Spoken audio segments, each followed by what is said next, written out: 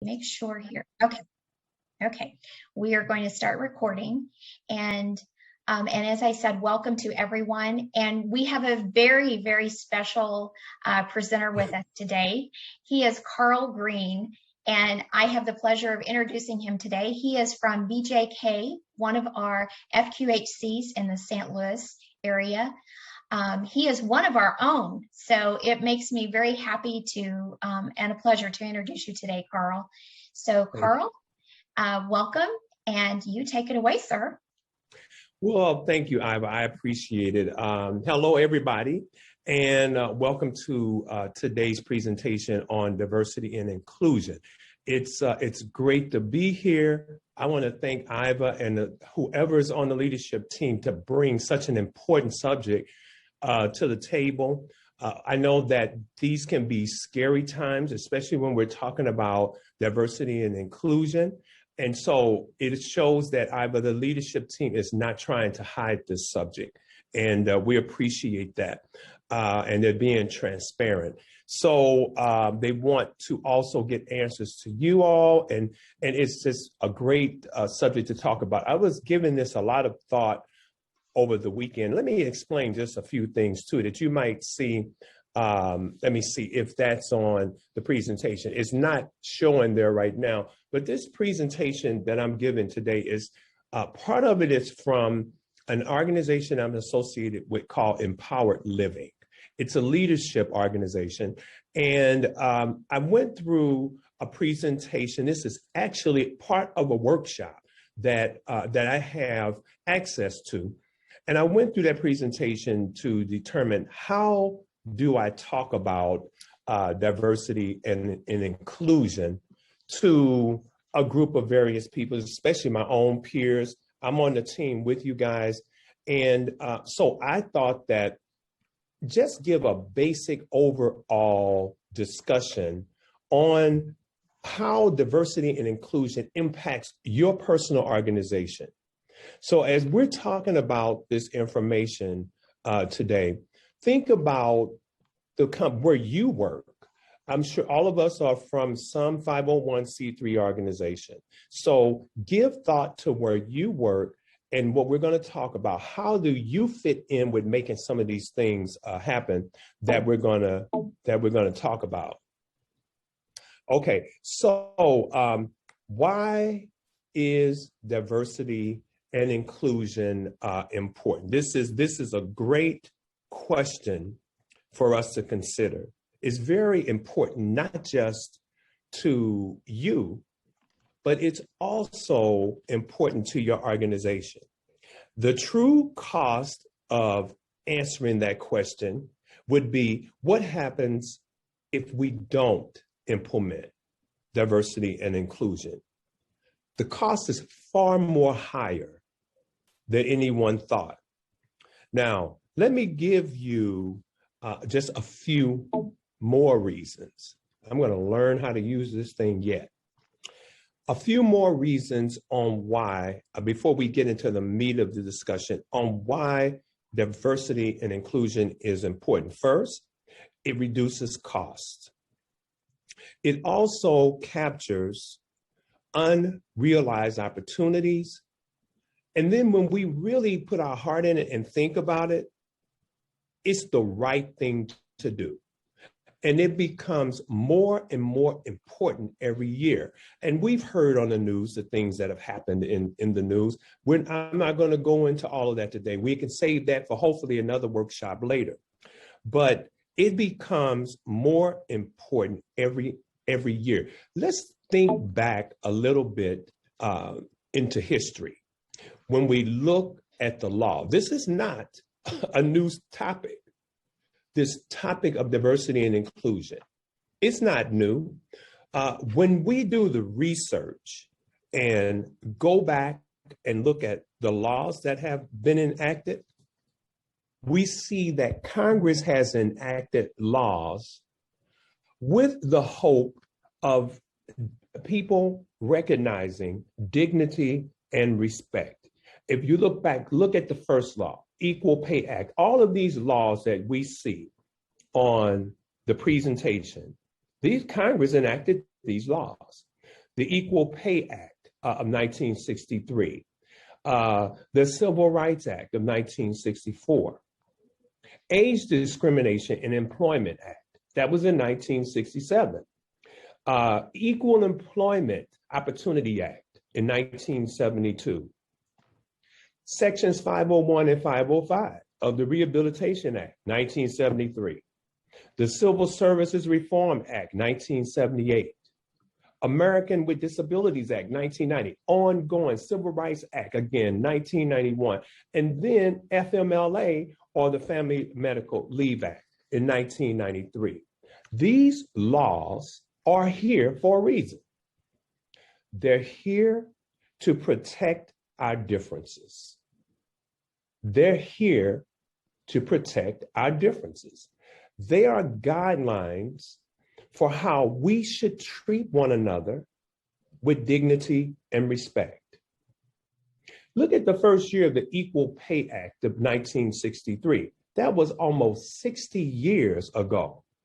Diversity and inclusion is receiving sustained global attention, isn't it, when we look at these laws? So think about this. Nearly 60 years later, you and I are on a Zoom call this morning with Iva and the rest of you, and we are still having this same conversation. So there is obviously a long way to go with this. I don't get this slide thing together yet. So also, when we look at the EEOC, look, that one did before I was born. I had no clue until I looked at this and realized this. It was founded before I was born. If we look at the EEOC, it's responsible for enforcing federal laws that make it illegal to discriminate against a job applicant or employee for a number of reasons, including the following. It's not just race. A lot of times when we talk about diversity and inclusion, people automatically think about race, don't they? But it's not just about race. It's about color. It's about religion. It's about disability. It's about national origin. It's about genetic information.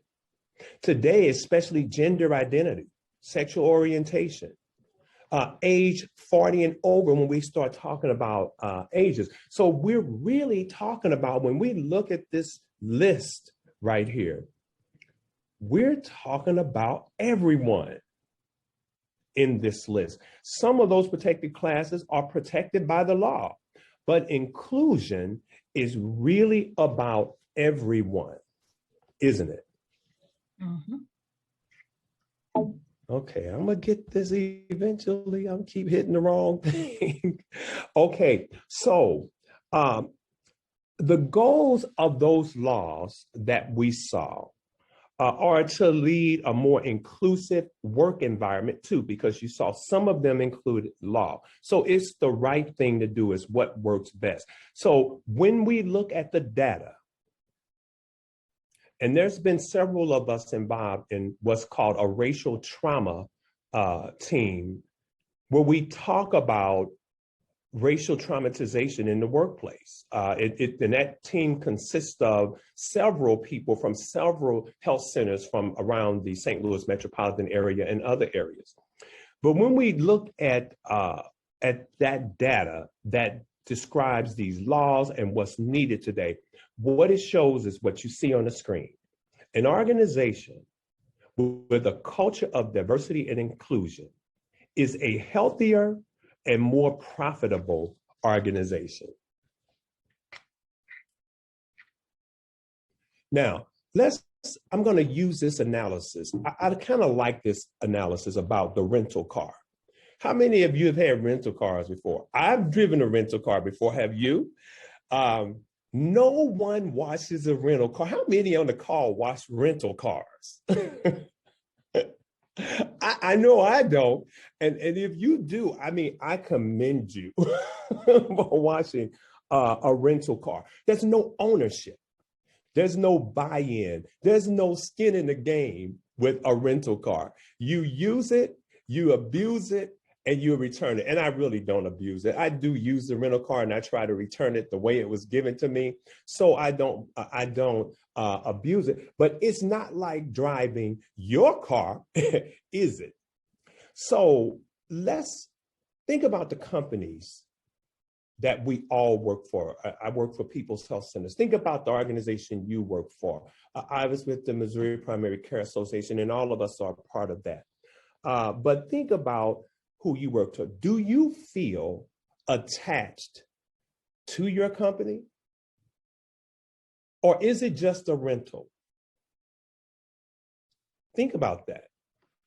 Do you feel attached to your company you work for? Or is that company just a rental?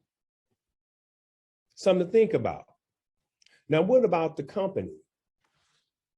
Does it make a difference with the company? What are their thoughts? When we think about the company, do employees feel that they're just in a rental car? Or do they feel that they are part of the family? Do you feel like you really belong? Are you individually making the employees of your company feel comfortable and respected? Or are they just rentals? If we've got managers on the line, when you think about your employees, are they just rentals? No matter what color they are, no matter what age they are, how do you view them? Are they like that rental car? Does it make a difference? You bet it does. It makes a huge difference. Now, let's look at, I like this slide. It looks a little complicated, but it's not really complicated. Imagine when you started the company, or when, let's just imagine you're an employee who's been at the company for 6 months. What is your place in that company? Is it a contracted employment, or is there discretionary effort? If it's contracted, look at the timeline of what happens when you coming in. When you first came in, you probably were excited about the company, but as time went on, maybe 6 months later, how are your thoughts now? Have there been more doctor's appointments? And some doctor's appointments are legitimate, but have there been more doctor's appointments that the employee has made up? Has there been more excuses to take off work? Has there been family crises that have come up, and some of them are legitimate? But just think about this: 6 months when you started the company, is your feeling different than what it may be 6 months later? See, if the company's just a rental, then that employee or yourself, it's just a contracted position. You keep turning up, you get paid, and at best, it's a contract. So what's going to happen later? Well, you know that employee is going to probably leave the company if it gets to that point. So when we think about it, that slide was misplaced, so ignore that one. Think about if discretionary effort is the situation, contracted, then that employee loses interest over 6 months. Something's happened. Someone made that employee feel a certain way. But what about discretionary effort? Look at the slide and look at the difference of discretionary goodwill when the employee is all in, when the employee feels, or when you feel, I'm part of this organization, when you feel I belong to this company, I care about this company, and I love this company. Discretionary goodwill goes through the ceiling. And the employee, and you're all in. You're all in. So the thing about it is, as we look at the next slide, you choose to give or withhold the very best you've got based on how you have been treated or based on how you feel. When you withhold, when you are in a diverse and inclusive environment, everybody wins. When you're in a diverse and inclusive environment where people care, where people are not noticing your differences as far as look, age, color, race, any of that, sexual preference, you choose yourself to give or withhold the very best you've got. It's contractual or it's by discretionary effort. See? So let me get back to my place here.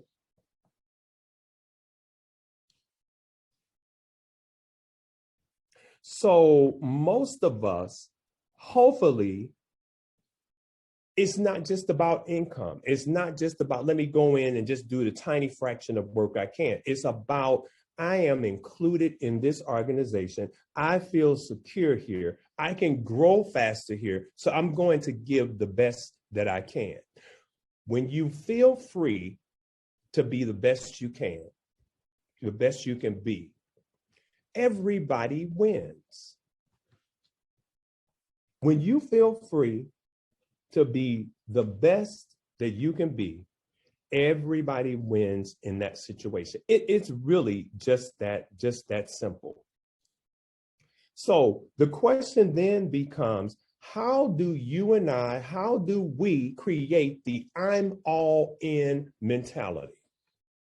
Well, what we're really asking here is, what does it take to get somebody to care? What does it take for us to accept diversity? What does it take for us to include everybody in? I'm that all in mentality. See, we need to understand what is important, and we need to be inclusive. Now, think about this. What do employees want? If you ask yourself that question, what do you want from your organization or your company? The first thing is, you want to belong. When you get that employee who's all in and who feels like you individually care, or when you feel that the company you work for cares for you, then you want to feel you're belonging. That's what employees want. They want to feel that they're included in the company culture. Just as my slide says here, another seat at the table, they want to feel that their thoughts and their suggestions count. They want to be accepted for who they are. You individually. I don't think there's anybody on this call that would say, I just don't want to be accepted for who I am. If there is, can we see show of hands who that might be? I know it's not me. I want to be accepted for who I am, especially at this age. So we want to be accepted for who we are. And I want to believe that when I come to work every day, that the gifts and talents that I bring are inclusive and that they are valued. You want the same thing. We also want to trust that leadership is doing what's right. So imagine a leadership team that's not inclusive of all people. How can we develop that trust? We want to believe in what the company stands for. And we want the company to want the same for everybody else. When I walk through that door, I don't want to just believe that the company cares about me. I want to know my company feels that same way about everybody else. And I want to see that diversity goes across the organization. And we all want to see that. So employees want to feel included. They want to feel engaged and committed. And then think about this. If we, by our behaviors of not accepting people, especially when new hires come on, or some of the people who have been with the company for years, if they feel excluded, Then what happens? They're disengaged.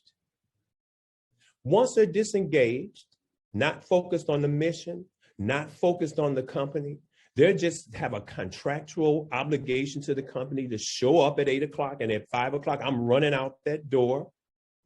Then the next thing you know, guess what happens?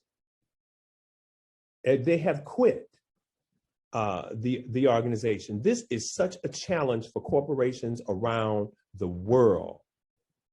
And this is happening in all companies. Engagement has increasingly been a buzzword in most companies for over 20 years now.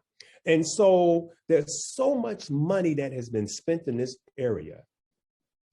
Think about what happens when we're not on the same page with it, and we cause employees or ourselves to feel excluded, disengaged, and we finally quit. Now, what happens when in our companies, think about your particular facility when there's disengaged employees?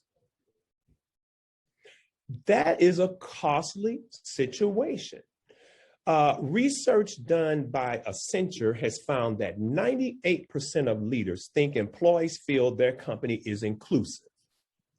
In other words, the leaders think employees can bring their whole authentic selves to work. That's the way leaders think. But this same study showed only 80% of employees actually report feeling included in their workplaces. That's a gap of about 20 percentage points called the perception gap.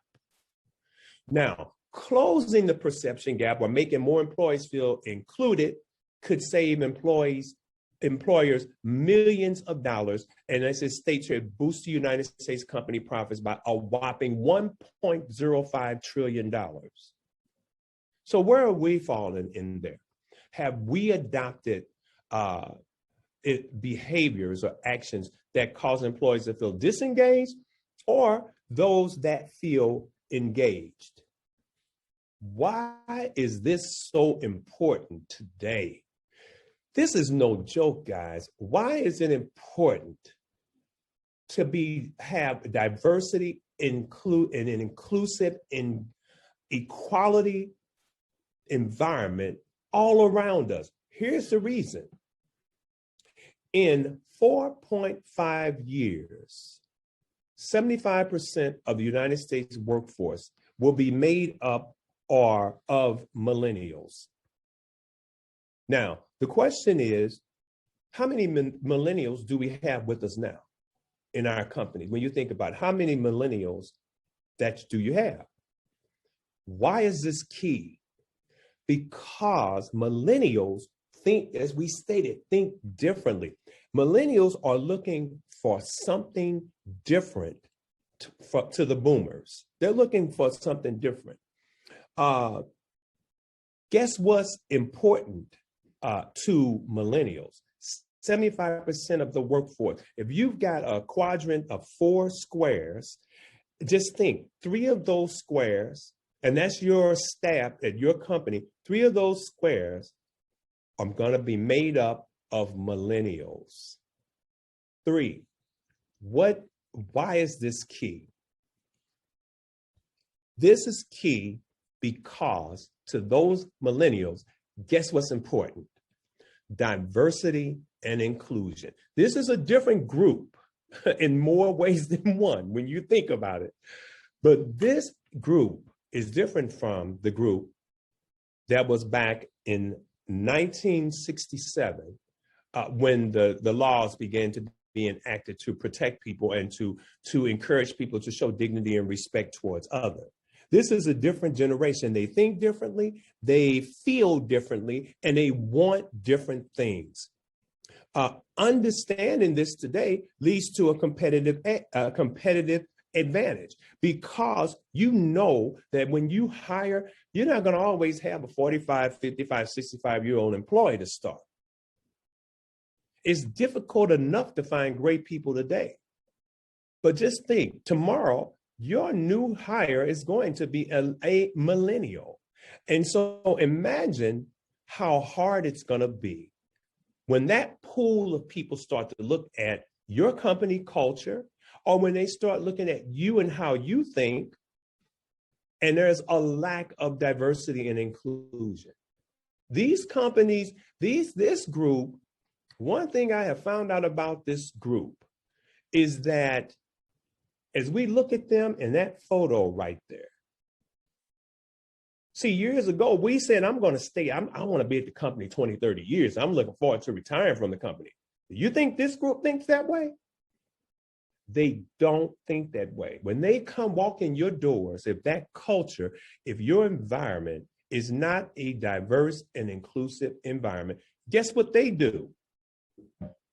Anybody know? Walk right out the door. And there goes all your onboarding, thousands of dollars that you have put in place to bring this new hire on. So, whose responsibility is it? Who goes first? That's the question. Whose responsibility is it? Who goes first? So we've got to ask ourselves, what is culture? And so when we think about what culture is, we think about Ford versus Ferrari. I keep hitting the wrong thing here. We think about Ford versus Ferrari.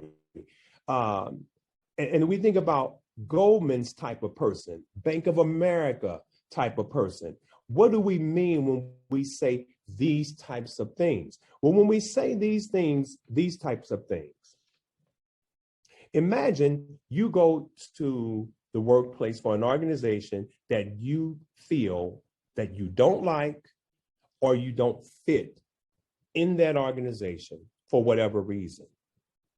What is it that gives them that impression?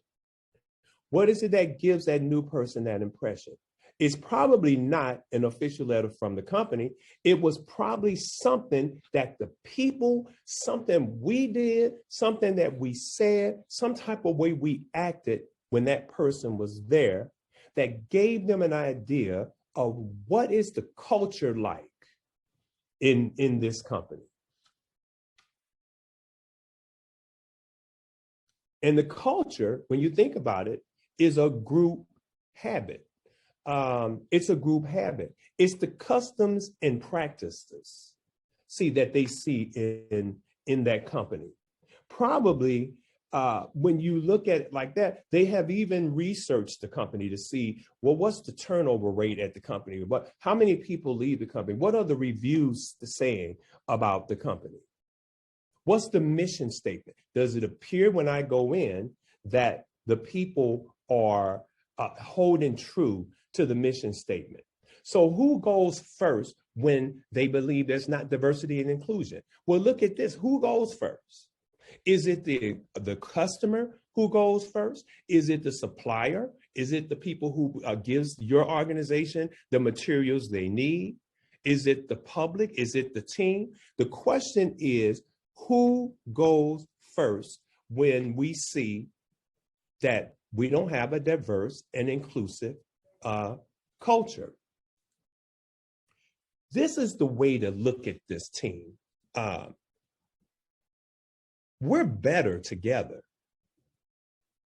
Together, we are stronger. Together, we are better. And together, we win. When we have an organization or a culture of diversity and being inclusive and equality to all people, we're stronger, better, and we win. Why would we want anything different than that? So, what's one thing you can personally do?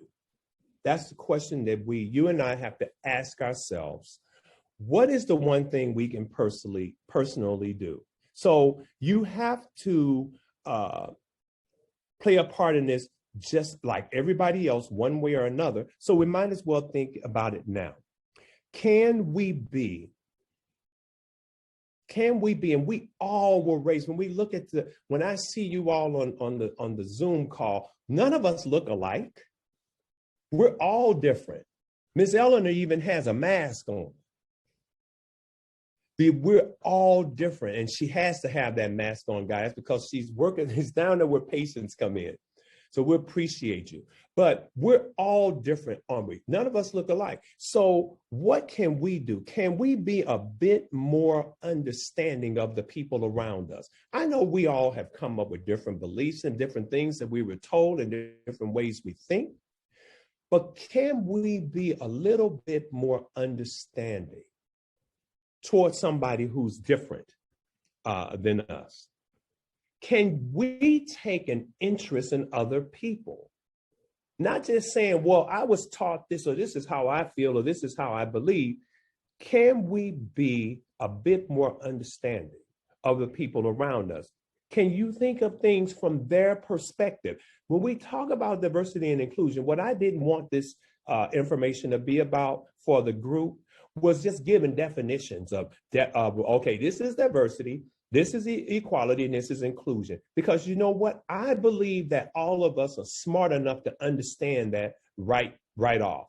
We all know what those things are. But it digs a little bit deeper when we ask these thought-provoking questions. Can we take an interest in other people? Can we take an interest in what's dear to the heart of other people? Can we take an interest in what's dear to those who work for us? Can we be leaders and pull them along? Can we try to see the best in people? Not look at someone and say, oh, well, that group does this. They're all like that. But can we take that individual and see the best in that person rather than focusing on what you and I personally perceive is wrong with that person? The culture of an organization is changed through the attitudes and actions of the individual. So it's up to us. It's up to us as to what we can do. So how do we change? An idea for change is not the same thing as actual change. Just think about this. Let's use golf for an example. What happens when we play golf? And believe me, I'm not a golf person, but I did research this analysis before I brought it to you all. But think about what happens when we play golf.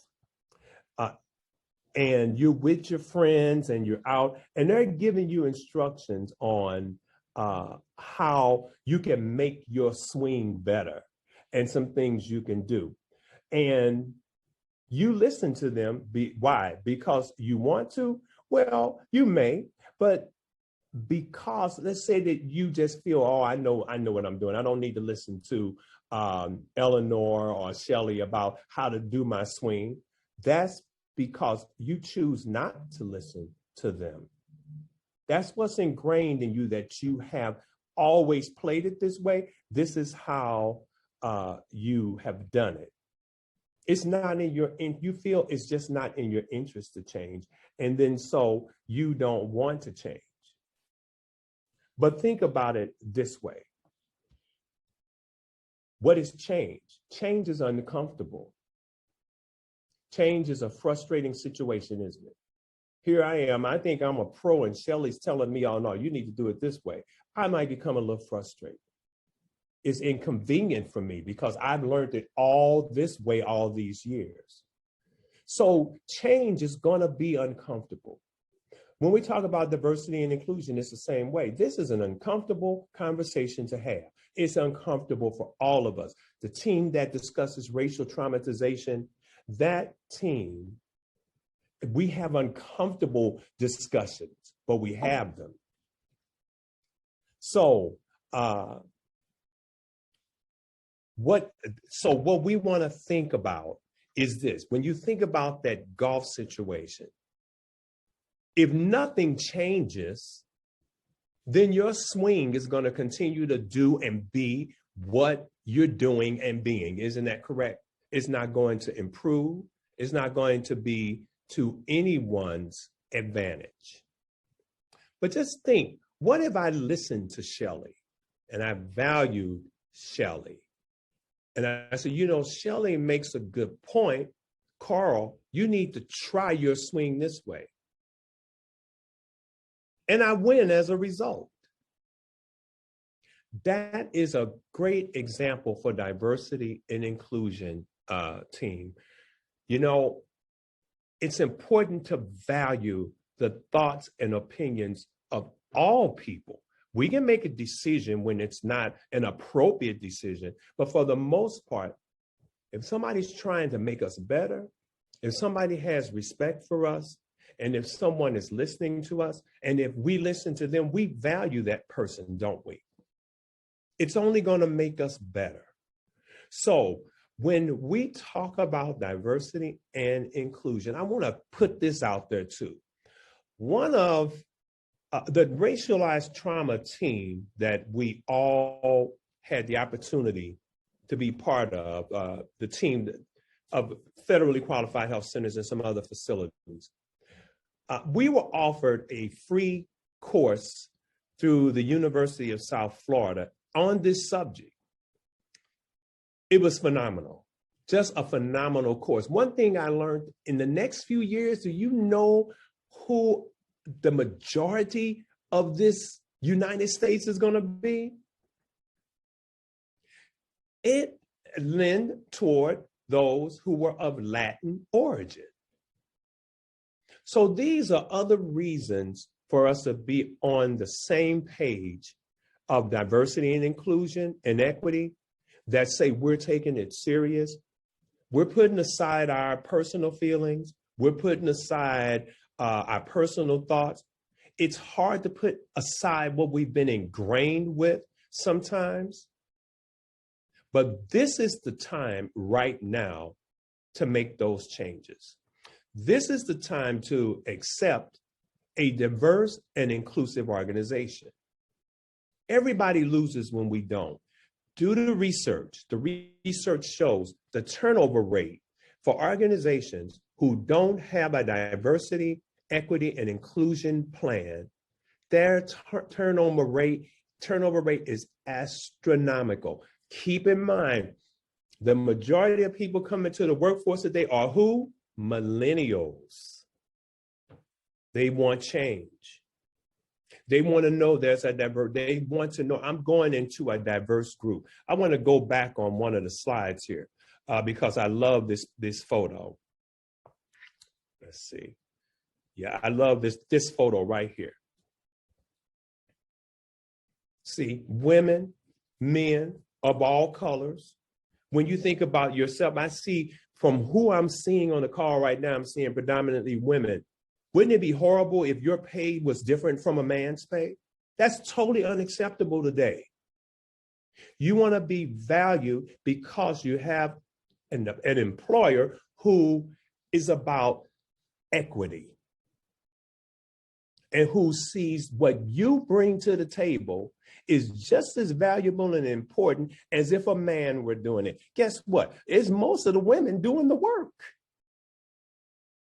From the way I see it, when I look at the outreach that's going out there to the communities and what your organization is doing, I think I'm safe with saying the majority are female.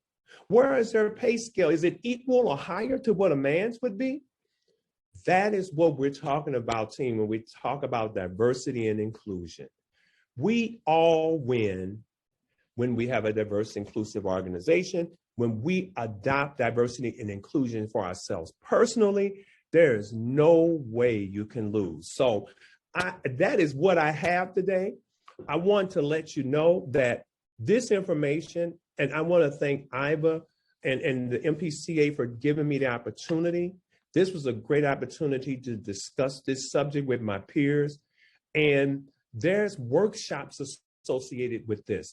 But this is not the time to go into the workshop. That's when we get in person. Hopefully, I'll have an opportunity to be involved in that. But there's workshops associated with this subject that help us to individually think about where we are when it comes to diversity and inclusion, and personally where we sit. And it's okay. It's okay if you're not on the same page with me or with Iva or with your culture.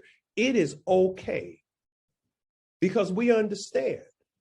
But this is the time maybe to consider a different viewpoint. Why is that advantageous? If we care about the places we work, then we are going to adopt a more diverse and inclusive culture and a group of people, because we know what's the other option is just losing out. The other option is losing our companies, because those millennials are going to take off when they find out that we don't have a diversity and inclusion regimen in our organization. So, team, I encourage you to learn more about diversity and inclusion. I have learned a great deal about it. I thought I knew it all. I don't, and there's a lot to learn. There's a lot to learn about our biases. There's a lot to learn about microaggressions. But those subjects we can talk about when we get in person with each other and help each other through that. So Iva, thank you again. Thank you, team, for listening to me. I am honored that you all want to hear me speak on this subject. And I hope one day I hope to even do more on the topic, because I love this topic of diversity and inclusion. Thanks again, Iva. I appreciate you. Oh, Carl, you are very welcome. Thank you so much for joining with us today. We've got a lot of thank yous in the chats coming in. If anybody has any questions, please put your question in there. But I do want to say a couple of things. Carl, this is phenomenal. This was great. I took so many notes. I really enjoyed the car rental. I'm going to look at car rentals now at a different way.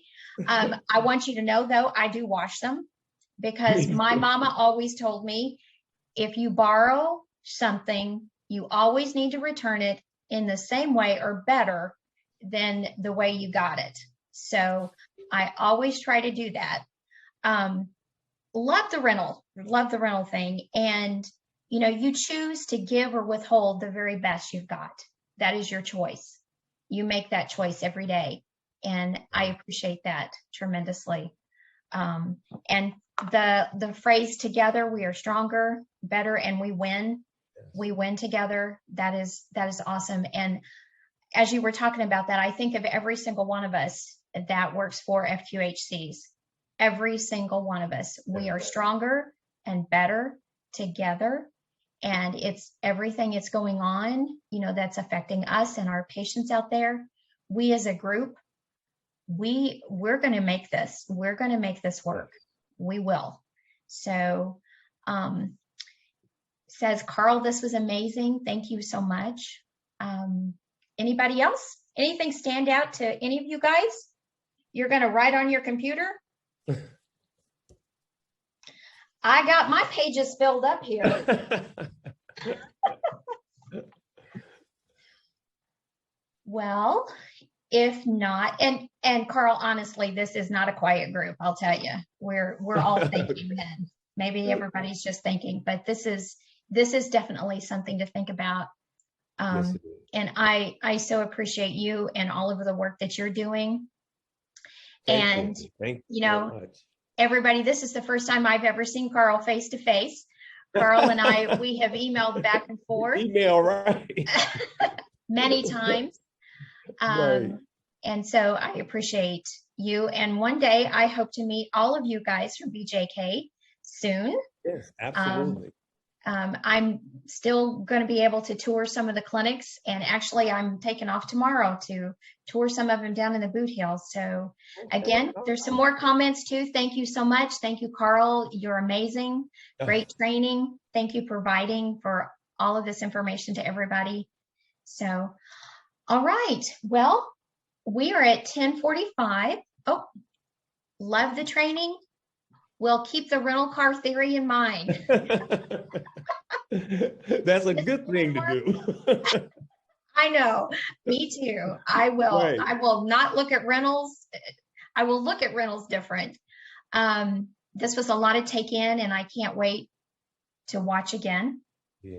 Right. And so, yes. Thank you, Michelle. There's some great in-person workshops that we can do that help us all to examine where we are on this topic. And what I like about that is, these workshops are put together with the thought in mind of being respectful and of other people's opinions and how they feel, not coming down on anyone, but helping people to get on the same page of diversity inclusion, and realizing it's not just about us individually. As you mentioned, Ivy, you said federally qualified health centers.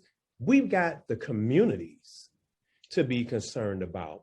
And even when it comes to that, it's not just about where we work, it's about the people we serve, because that group is diverse as well. And so are we including that group in how we administer services in our health centers and how we treat others who are different? I mean, it's more timely today than ever. Yep, I agree, sir. Thank you again. As I said, I look forward to the day when I can meet you in person and all of your coworkers there at BJK. And to everybody, pardon me? You're welcome anytime. Well, thank you. Well, everyone, it is 10:47. If no one else has any other questions or some things you would like to share, we will give you back almost 10 minutes of your day. And so everybody, I appreciate every single one of you today being here and listening to Carl and what he has to share with us. So thank you all, and just keep up the good work. I appreciate you guys. Have a good day. Take care. Bye, everyone. Bye. Have a great day.